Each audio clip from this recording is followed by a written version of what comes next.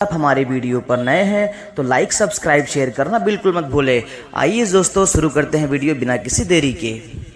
دوستوں کیا آپ جانتے ہیں کہ امام مہدی علیہ السلام کے نکلنے کا زمانہ بالکل قریب آ چکا ہے اور حضور صلی اللہ علیہ وسلم نے ان کے بارے میں جتنی بھی نشانیاں بتائی تھی وہ سب پوری ہو چکی ہیں، اور یہودی اپنی اسی آخری سازش میں لگے ہیں کہ کسی طرح مسلمانوں کا پہلا قبلہ مطلب مسجد اقصی کو گرا کر وہاں پہ ہیکل سلیمانی تعمیر کر دیا جائے، جسے بنانے کے بعد اس میں یہ یہودی 2000 سال پرانا وہ حضرت داؤد علیہ السلام کا تخت لا کر رکھیں گے کہ جس پر وہ اپنے مسیحا مطلب دجال کو بٹھا کر ساری دنیا پر راج کریں گے۔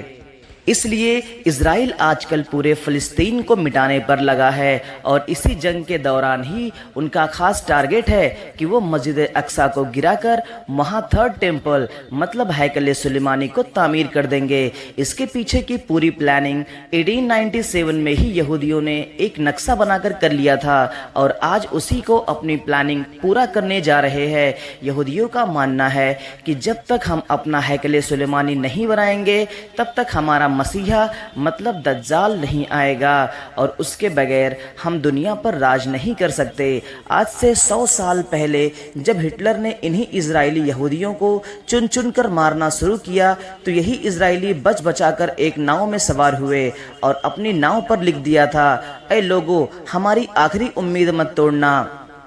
اس وقت سبھی دیشوں نے ہٹلر کے ڈر سے ان اسرائیلیوں کو اپنے پاس جگہ دینے سے منع کر دیا تھا، لیکن آخر میں جب یہ یہودی فلسطین پہنچے تو فلسطین مسلمانوں نے ان پر ترس کھایا اور ان کے یہاں رہنے کے لیے چھوٹی سی جگہ دے دی۔ لیکن اس کے بعد اسرائیل لوگوں نے وہی کام کیا جو انہوں نے ہندوستان میں کیا تھا کہ دھیرے دھیرے سے جس قوم نے انہیں اپنے گھر میں رہنے کی جگہ دی تھی یہ انہی کو آپس میں لڑا کر ان کے ملک پر ناجائز قبضہ کرنے لگے، اور جیسے ان لوگوں نے پورے ہندوستان پر قبضہ کر کے کروڑوں ہندوستانیوں پر صدیوں تک ظلم ڈھایا، ایسے ہی یہ یہودی 1946 کے بعد سے فلسطین پر قبضہ جما کر وہاں کے مسلمانوں پر ظلم کے پہاڑ توڑتے آئے ہیں، اور اب تک ان لوگوں نے لاکھوں فلسطینیوں کو اپنی بندوقوں کی نشانہ بنا کر مار ڈالا ہے۔ دوستو مسلم دیش آج خاموش ہو کر بیٹھے ہیں،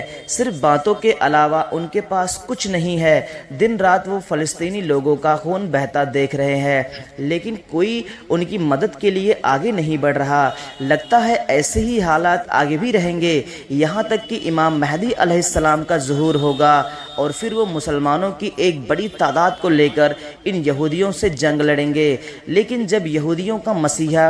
دجال امام مہدی علیہ السلام پر غالب آنے لگے گا تو اللہ تعالی حضرت عیسیٰ علیہ السلام کو آسمان سے زمین پر اتاریں گے، اور پھر وہ دجال کو پکڑ کر قتل کر دیں گے، اور انہی کی وجہ سے مسلمانوں کی ساری دنیا پر ایک عام حکومت ہوگی۔ دوستوں